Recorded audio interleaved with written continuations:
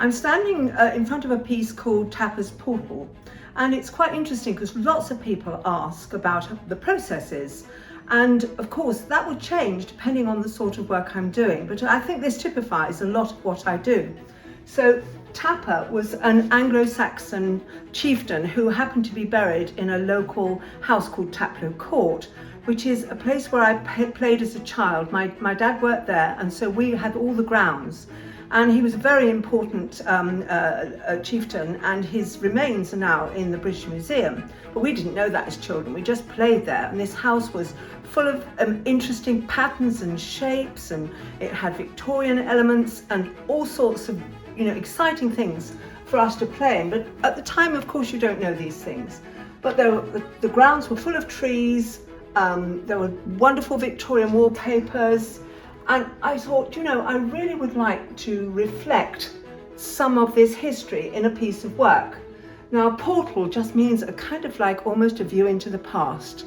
And a lot of my work is to do with different layers, which kind of show the past and the present interacting. And here I've used the moon as a constancy. I look up at the moon and I am thrilled to see a full moon. It still gives me that excitement. And Taeppa, who lived all those centuries ago, also looked up at the moon. It's a kind of thing that ties us together. Now, I've used a lot of layers here to reflect that kind of historical sense. And a lot of the layers are to do with fabrics which have having a second life.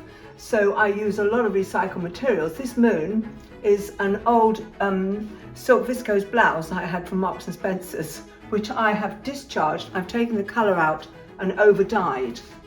And then along here I've got some other velvets. I've also got some bits of lace, a favourite old blouse. A whole lot of materials in there, even some lace and trimmings.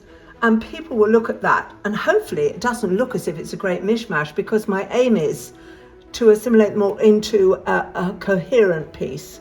So the moon started off first on a cotton ground, and then the shapes were applied with Bondaweb to the background all throughout the piece. Here is the tree that holds it together. Then I had some wonderful pattern pieces of lace. And once that was down, I did some machining to keep the whole lot in place. After the machining came the hand stitch, which I have to say is my favourite bit.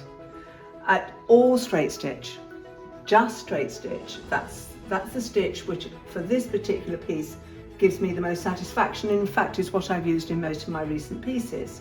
So you can see long straight stitches. The final piece of work that I have to do is to use the embellishing machine, which to me has been a revelation in that I can fuse layers together. So all of the surface was embedded in with the embellishing machine to actually make it belong to its background and actually sink in rather than sit proud.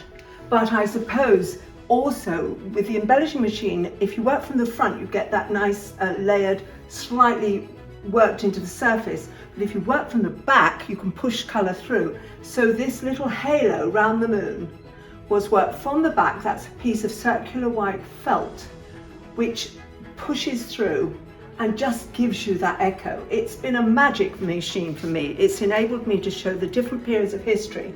And I think this piece demonstrates just the versatility of a machine that's often looked at as woolly, but in fact it's a way of creating fused and resolved imagery using a variety of stitches and shapes.